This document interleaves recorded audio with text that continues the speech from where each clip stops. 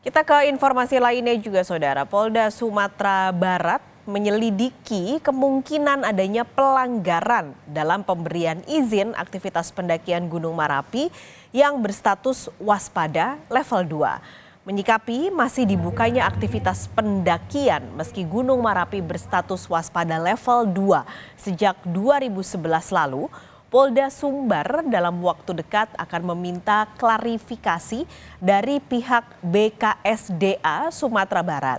Polda Sumbar mencium adanya indikasi pelanggaran dalam pemberian izin ini. Penyelidikan dilakukan buntut dari erupsi Marapi yang menyebabkan 23 pendaki meninggal. Kini setelah semua korban dievakuasi, aktivitas pendakian di Gunung Marapi ditutup hingga batas waktu yang belum ditentukan.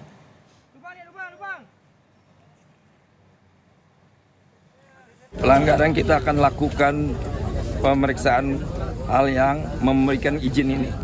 Terutama bukan hal ini, terutama yang memberikan izin, apa prosesnya, kenapa sampai terjadi seperti ini.